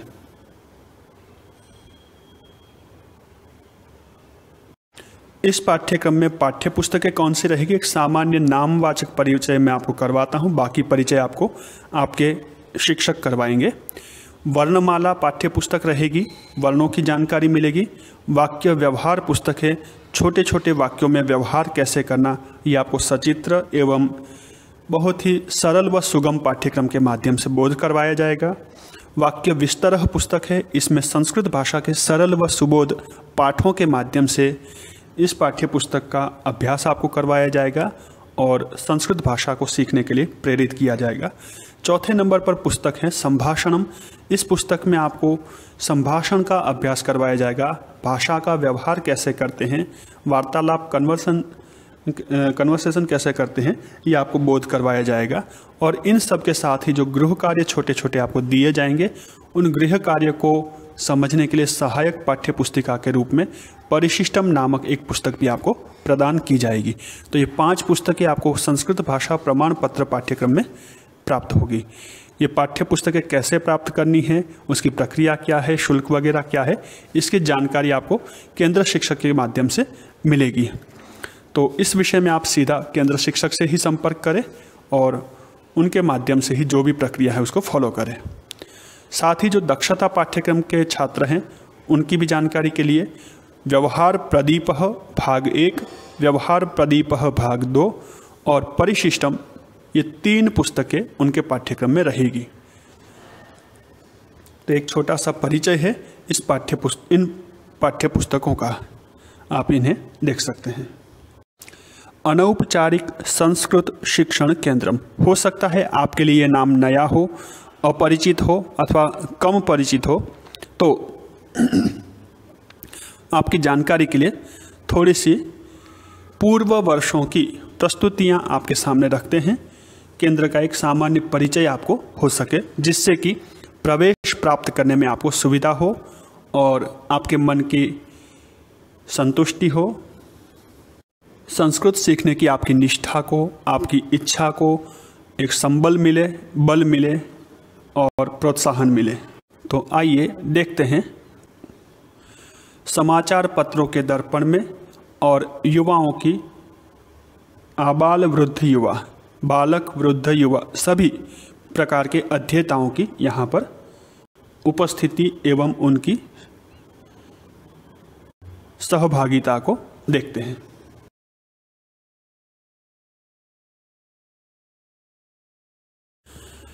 अनौपचारिक संस्कृत शिक्षण केंद्र के कुछ छात्र हैं जिन्होंने अपने अनुभव यहाँ पर तरुण भारत गोवा का जो दैनिक समाचार पत्र है उसमें अपने अनुभव लिखे, प्रस्तुत किए, वो यहाँ पर आपके सामने हैं।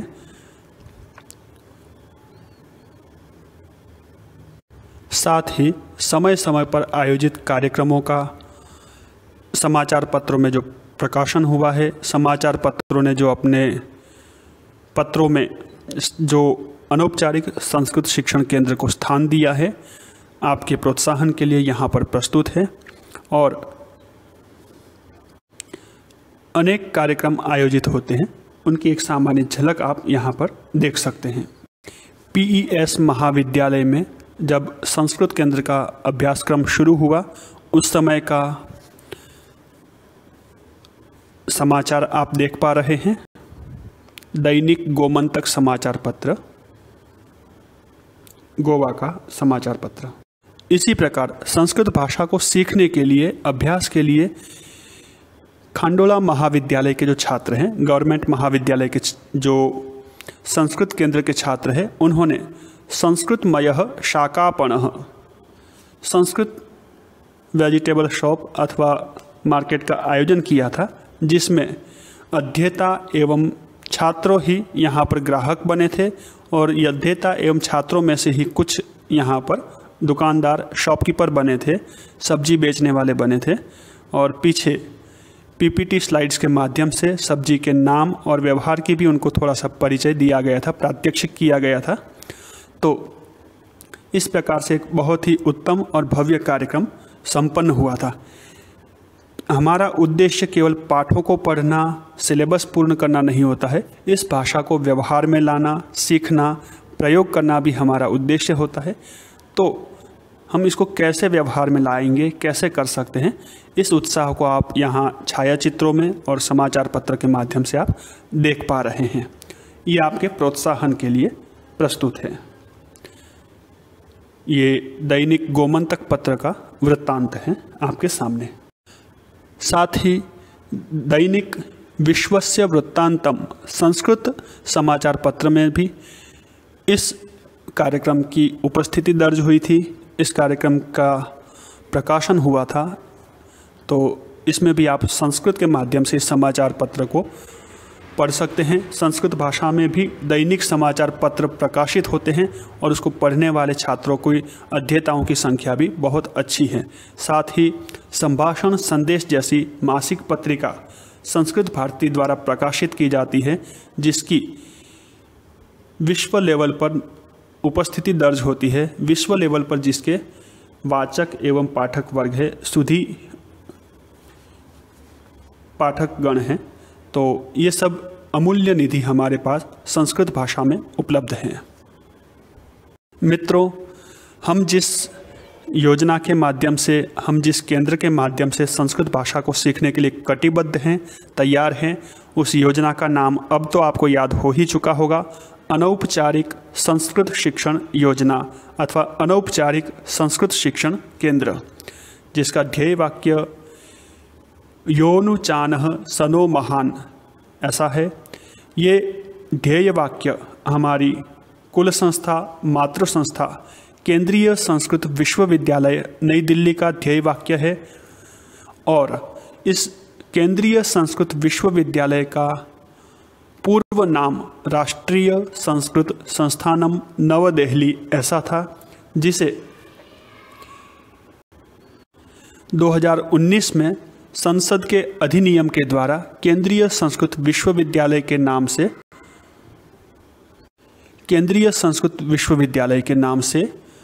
केंद्रीय विश्वविद्यालय का सम्मान प्रदान किया गया, पदोन्नति प्रदान की गई। पहले ये डीम्ड यूनिवर्सिटी थी, मानित विश्वविद्यालय था। आज ये एक केंद्रीय विश्वविद्यालय है। तो इस केंद्रीय संस्कृत विश्वविद्यालय के हम परिवारजन हैं, सदस्यजन हैं। ये हमारी मातृ संस्था है। और यहाँ पर इस अनौपचारिक संस्कृत शिक्षण केंद्र के माध्यम से जो हम संस्कृत सीखते हैं, ये 8 महीनों का सरल व सुबोध पाठ्यक्रम होता है। 8 से 9 महीने इसमें लगते हैं। संस्कृत भाषा के पूर्व ज्ञान की, पूर्व जानकारी की अपेक्षा नहीं है। यदि आप जानते हैं अच्छी बात है, नहीं जानते हैं कोई बात नहीं। इसके साथ ही 10 दिन का एक संस्कृत संभाषण वर्ग भी संचालित किया जाता है, जिसके माध्यम से केवल 10 दिनों में 2-2 घंटे, यानी कि कुल मिलाकर 20 से 25 घंटों में संस्कृत भाषा को पढ़ने जानने की और साथ साथ में संभाषण करने की शक्ति, संभाषण करने का सामर्थ्य आप प्राप्त कर सकते हैं। और आपका उत्साह, आपका आत्मविश्वास निर्माण आप कर सकते हैं। और इस पाठ्यक्रम की संपन्नता के समय एक वार्षिक परीक्षा का आयोजन होता है। इस परीक्षा को संपन्न करने पर आपको विश्वविद्यालय की ओर से प्रमाण पत्र भी प्रदान किया जाता है। तो ये एक संक्षिप्त परिचय आपको अनौपचारिक संस्कृत शिक्षण केंद्र का दिया। Speak Sanskrit now, ask me how. इसी माध्यम से आप संस्कृत सीखना, पढ़ना, बोलना सीख सकते हैं। अब थोड़ी सी गतिविधियां और भी हम देखते हैं जो गोवा में हमारे केंद्र संचालित है। इस प्रकार प्रत्येक प्रदेश में केंद्र संचालित है और बहुत ही सुयोग्य शिक्षक आपके मार्गदर्शन के लिए तैयार हैं, कटिबद्ध हैं, संकल्पित हैं। केवल आवश्यकता है उन शिक्षकों के साथ हमारा परिचय हो, उनके साथ हम जुड़े, मन लगा करके हम उनके साथ संस्कृत भाषा को सीखने के लिए तत्पर हों। तो आपकी प्रेरणा के लिए गोवा के ही 4 केंद्रों के कुछ चित्र या पूर्व वर्गों के चित्र आपकी जानकारी के लिए प्रस्तुत कर रहा हूं। देखना चाहे तो आप वीडियो कंटिन्यू करें और नहीं देखना चाहे तो आप यहां से स्टॉप करके रुक सकते हैं। ये एक सामान्य जानकारी के लिए है, क्योंकि हमारा उद्देश्य केवल पाठ्यपुस्तक पढ़ाना ही नहीं है। जैसा कि हमने ऊपर समाचार पत्रों में देखा, उसी का एक छाया चित्र है। केवल पाठ्यपुस्तक पढ़ना ही संस्कृत सीखना नहीं है, प्रात्यक्षिक अभ्यास।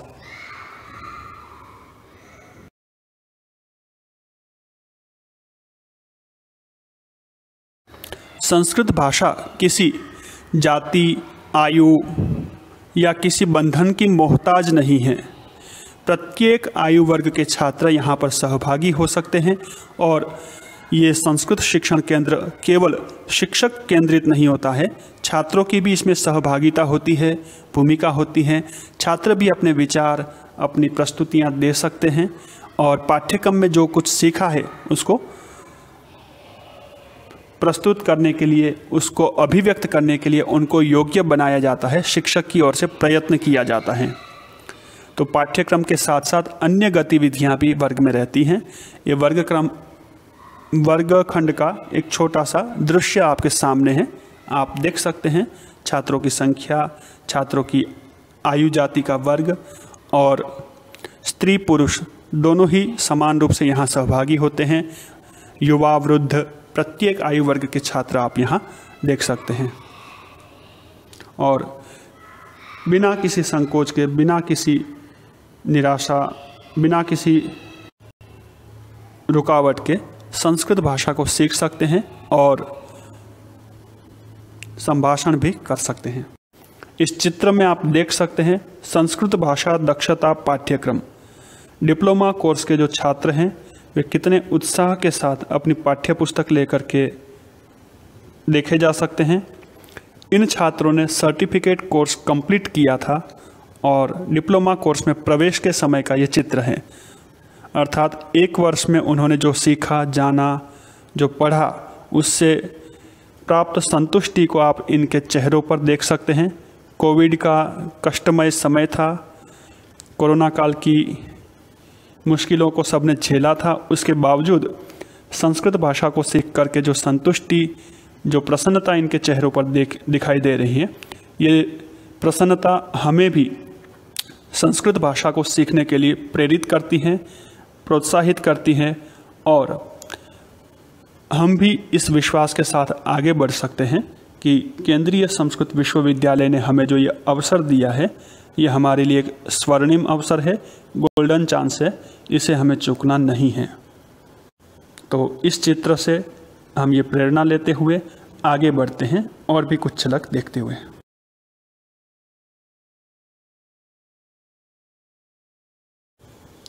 केवल arts, science and commerce college ही नहीं, बिट्स पिलानी, IIT, IIM और इस प्रकार के अत्याधुनिक संस्थान भी आज संस्कृत भाषा के महत्व को स्वीकार करते हैं, एक्सेप्ट करते हैं और इसे सीखने के लिए प्रयत्न करते हैं। तो इसी प्रकार का एक छोटा सा प्रयास बिट्स पिलानी गोवा परिसर में, गोवा कैंपस में भी चल रहा है और यहाँ के भी फैकल्टीज़ एवं रिसर्च स्कॉलर्स के साथ साथ यहाँ अध्ययनरत छात्रों को भी संस्कृत सीखने की जो रुचि है, उत्साह है, उसको आप इस चित्र में देख पा रहे होंगे। यहाँ भी संस्कृत भाषा दक्षता वर्ग के छात्र आपके सामने हैं, अध्येता आपके सामने हैं, इंजीनियरिंग के स्टूडेंट्स हैं, फैकल्टीज़ हैं और वहाँ रहने वाले कुछ अन्य सदस्य भी हैं, रिसर्च स्कॉलर भी इसमें सम्मिलित हैं, PhD students.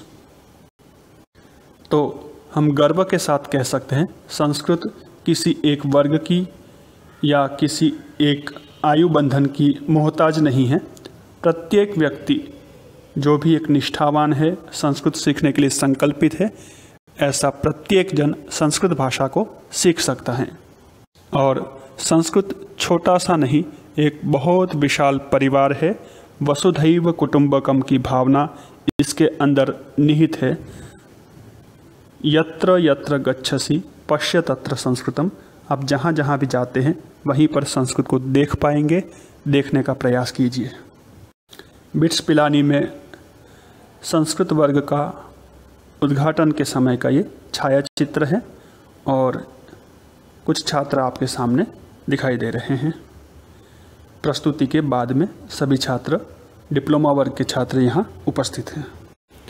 Arts, science, commerce college में Sanskrit, bits Pilani IIT, IIM में भी संस्कृत, साथ ही साथ आयुर्वेद महाविद्यालय के छात्रों के लिए भी संस्कृत भाषा का ज्ञान होना, जानकारी होना, बोध होना, ज्ञान जिसको आप ज्ञान या फिर ज्ञान बोलते हैं, तो ये बहुत ही अनिवार्य है।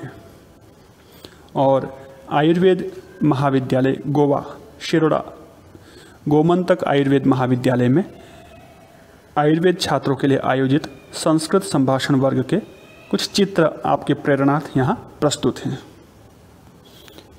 कि यहाँ पर किसी भी आयु का अथवा किसी भी स्ट्रीम अथवा किसी भी विषय विशेष से इसका संबंध नहीं है, बल्कि प्रत्येक क्षेत्र में उपयोगी है संस्कृत। ये चित्र है एक आर्ट्स एंड कॉमर्स कॉलेज का, CES college of arts and commerce, Cuncolim, Salcete, Goa. तो वहाँ के अध्येता छात्र, स्टाफ आपके सामने है जो संस्कृत भाषा सीखने के लिए सहभागी हुए थे, पंजीकृत हुए थे, नामांकन किया था। ये एक चित्र जो आप देख पा रहे हैं शारदा कला मंदिर, कुड़चड़े, सावर्डे, गोवा का है। तो न केवल आर्ट्स, साइंस, कॉमर्स, आयुर्वेद और बिट्स पिलानी जैसे IIT, IIM आधुनिक संस्थान, बल्कि कला का मंदिर, साहित्य, संगीत, साधना का जो मंदिर होता है, वहाँ पर भी संस्कृत की उतनी ही उपादेयता है, उतनी ही उपयोगिता है। इस चित्र के माध्यम से हम समझ सकते हैं। उस समय छोटे छोटे बच्चे भी इस पाठ्यक्रम में संभाषण वर्ग में सम्मिलित हुए थे और वो भी इस पाठ्यक्रम के लिए आगे आए थे। तो आप इस चित्र में छोटे बच्चों को भी देख पा रहे हैं। आजकल ये पाठ्यक्रम छोटे बच्चों के लिए नहीं है, केवल एक 10वीं क्लास पास अथवा 12वीं पास और उससे आगे की आयु वर्ग के लिए है। लेकिन छोटे बच्चों के लिए बाल केंद्र की व्यवस्था, सुविधा हमारे आसपास में संभव है, होती है और हो सकती है। पर उत्साह होता है छोटे बच्चों का हो चाहे बड़ों का। तो संगीत की साधना करने वालों के लिए भी संस्कृत भाषा की उपयोगिता को हम समझ सकते हैं और स्वीकार कर सकते हैं। तो ये हमारे लिए एक प्रेरणा का स्रोत है, ऊर्जा का स्रोत है। केवल संस्कृत भाषा के लिए नियमित वर्ग ही पर्याप्त नहीं है, उसके अतिरिक्त केंद्रीय संस्कृत विश्वविद्यालय के साथ साथ संस्कृत भारती जैसी संस्था भी इस संस्कृत भाषा को विश्व लेवल पर प्रतिष्ठापित करने के लिए प्रतिबद्ध है। और ग्रीष्मकाल अथवा दीपावली अवकाश में संस्कृत भारती द्वारा भी भाषा बोधन वर्ग अथवा शिक्षक प्रशिक्षण वर्ग, इस प्रकार के अनेक प्रकार के वर्गों का आयोजन होता है। संस्कृत भाषा संभाषण सीखने के लिए संभाषण वर्ग का भी आयोजन किया जाता है। ऐसा ही एक वर्ग गोवा में आयोजित किया गया था, जहां पर केंद्रीय संस्कृत विश्वविद्यालय के अध्येता छात्र भी सहभागी होते हैं और सीखी हुई भाषा को परिष्कृत करने, परिवर्धित करने में अपनी भूमिका निभाते हैं और इस स्थायी और निवासी वर्ग के सहभागी बनकर संस्कृत अध्ययन की विशेषता को भी निकट से जान पाते हैं, दैनंदिन जीवन में व्यवहार में ला सकते हैं। तो ये अवसर आप लोगों को भी प्राप्त हो सकता है अपने आसपास के संस्कृत शिक्षण केंद्रों के माध्यम से। देख सकते हैं कितना विशाल संस्कृत परिवार है। आप अकेले नहीं हैं, पूरा परिवार, पूरी वसुधा हमारा ये परिवार है। जिस शिक्षण संस्थान के हम सदस्य बने हैं, जिस परिवार के हम अंग बने हैं, उस परिवार का प्रतीक चिन्ह लोगो हमारे सामने है, जिसका ध्येय वाक्य है योनुचान सनो महान। और केंद्रीय संस्कृत विश्वविद्यालय इसका नाम है, ये भी हमें अब ध्यान रह ही गया होगा। साथ ही आप सबके लिए और भी एक नई सूचना है कि नए सत्र का प्रवेश प्रारंभ इसी सितंबर मास की 1 दिनांक से होने जा रहा है। तो आप अपना आवेदन नए सत्र के लिए भी कर सकते हैं। आपके जो भी परिचित इष्ट मित्र संस्कृत भाषा सीखना चाहते हैं और आपके इस अनुभव के माध्यम से आप उन्हें प्रेरित करना चाहते हैं और आपका अनुभव निश्चित रूप से अच्छा रहा होगा, तो आप अपने अधिक से अधिक मित्रों को इस संस्कृत भाषा प्रमाण पत्र पाठ्यक्रम के लिए और संस्कृत भाषा दक्षता पाठ्यक्रम के लिए प्रेरित करें। इस पाठ्यक्रम में प्रवेश लेकर संस्कृत भाषा सीखने के लिए, अपनी संस्कृति को जानने के लिए आप उनको प्रेरित कीजिए और नए सत्र की जानकारी भी उन तक पहुंचाएं। अपने अनुभव से उन सबको भी लाभान्वित करें। तो आपकी जानकारी के लिए बता देना चाहते हैं कि नए सत्र 2022-23 के लिए संस्कृत भाषा प्रमाण पत्र पाठ्यक्रम और संस्कृत भाषा दक्षता पाठ्यक्रम के प्रवेश की प्रक्रिया शीघ्र ही प्रारंभ होने जा रही है। जिन छात्रों ने इस वर्ष संस्कृत भाषा प्रमाण पत्र पाठ्यक्रम की परीक्षा लिखी है और परीक्षा का परिणाम घोषित होते ही आप भी संस्कृत भाषा दक्षता पाठ्यक्रम के लिए आवेदन कर सकेंगे। जो नए छात्र हैं उनको संस्कृत भाषा प्रमाण पत्र पाठ्यक्रम अर्थात सर्टिफिकेट कोर्स बेसिक कोर्स में ही एडमिशन लेना है। जिन्होंने बेसिक कोर्स सर्टिफिकेट कोर्स कर लिया है उनके लिए डिप्लोमा में प्रवेश लेना स्वीकृत किया जाएगा। तो आप सब भी स्वस्थ रहें, प्रसन्न रहें, संस्कृत संभाषण से संपन्न रहे। इन्हीं शुभकामनाओं के साथ फिर मिलते हैं बहुत ही जल्द एक नए वीडियो के साथ। यदि आपको हमारा ये प्रयास अच्छा लगा और संस्कृत शिक्षण में आप अपना योगदान देना चाहते हैं तो इस चैनल को आप सब्सक्राइब कर सकते हैं, अपने अधिक से अधिक मित्रों तक पहुंचा सकते हैं और अपना अनुभव आप कमेंट बॉक्स में लिख सकते हैं, अच्छा बुरा और कुछ जैसा भी आपको लगा। हम अपने इस प्रयास को और भी आगे अच्छा बनाने का यथासंभव प्रयत्न करेंगे। तो फिर मिलते हैं। धन्यवाद। नमो नमः। पुनर्मिलामः। आपके मन में प्रश्न होगा कि आपके आसपास अनौपचारिक संस्कृत शिक्षण केंद्र कहाँ पर है। तो यहाँ पर गोवा के केंद्रों की जानकारी मैं प्रस्तुत कर रहा हूँ। बाकी जानकारी आप जो है दिए गए नंबर पर संपर्क करके अथवा निकटतम महाविद्यालय से भी प्राप्त कर सकते हैं। अपने आसपास के कॉलेजों में आप खोज कीजिए, वहाँ पर भी आपको इसके बारे में जानकारी प्राप्त हो सकती है। तो गोवा में इस वक्त 3 महाविद्यालयों में केंद्र है, वैसे 4 है पर यहाँ पर 3 की जानकारी दी जा रही है। PES RSN college of arts and science Farmagudi Ponda Goa. दूसरा केंद्र है BITS Pilani KK Birla Goa campus Zuari Nagar Vasco Goa. तीसरा कैंपस है government college of arts science and commerce Khandola Marcel Goa. ये तीनों केंद्र दक्षिण गोवा प्रांत में स्थित है। और एक चौथा केंद्र है उत्तर गोवा के लिए विद्या भारती B.Ed कॉलेज शिक्षण कॉलेज है और कंप्यूटर साइंस का कॉलेज है, वहाँ पर भी एक केंद्र हमारा स्थित है। तो ये मुख्य रूप से ये 3 केंद्र है और एक चौथा, 4 केंद्र गोवा में संचालित है। और इन तीनों केंद्रों के केंद्र शिक्षक के रूप में मैं आचार्य राजेश ठक्कर केंद्रीय संस्कृत विश्वविद्यालय की ओर से ये दायित्व निभा रहा हूँ। और आप सबकी सुविधा के लिए एक छोटा सा प्रयास मैंने किया है। आशा करता हूँ मेरा ये प्रयत्न आपको पसंद आया होगा, स्वीकार्य होगा। इसमें बहुत कुछ सुधार की अपेक्षा हो सकती है, परिष्कार की अपेक्षा हो सकती है, लेकिन इस प्रवेश प्रक्रिया को समझने में सुविधा हो, सहयोग मिले, इसके लिए एक छोटा सा प्रयास किया है। तो इस वीडियो में जो जानकारी आपको महत्वपूर्ण लगी, उपयोगी लगी, उसको आप स्वीकार कीजिए। कुछ परिष्कार है अथवा आपके कुछ सुझाव है तो इस वीडियो के नीचे कमेंट बॉक्स में आप लिख सकते हैं। संभव हुआ तो आगामी प्रयत्नों में इसे और भी परिष्कृत करने का हम प्रयत्न करेंगे, सुधार करेंगे और आपके लिए उपयोगी बनाने का प्रयास करेंगे। इसी प्रकार के शिक्षण केंद्र, संस्कृत शिक्षण केंद्र, अनौपचारिक संस्कृत शिक्षण केंद्र देश भर के प्रायः सभी प्रदेशों में उपलब्ध हैं, संस्थापित हैं। जानकारी के लिए आप वहाँ के स्थानीय केंद्रीय शिक्षक से संपर्क करें अथवा केंद्रीय अधिकृत अधिकारी से आप संपर्क करें। केंद्रीय संस्कृत विश्वविद्यालय के अन्य उपक्रमों के विषय में जानने के लिए गूगल पर सर्च कर सकते हैं। sanskrit.nic.in ये केंद्रीय संस्कृत विश्वविद्यालय की वेबसाइट है।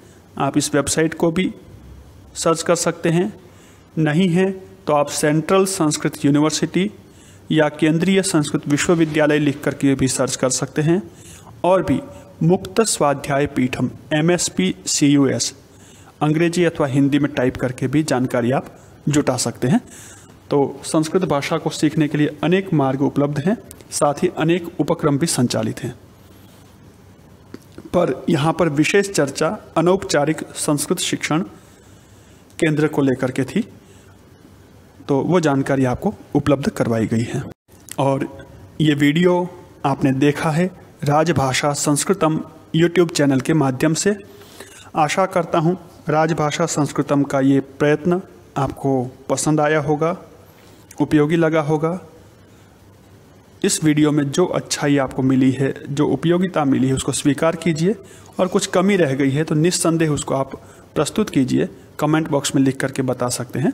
उसे आगामी प्रयत्नों में दूर करने का प्रयास करेंगे और कुछ परिष्कृत परिवर्धित संस्करण लेकर के उपस्थित होंगे। तो अब तक के लिए इतना ही। धन्यवादः। पुनर्मिलामः।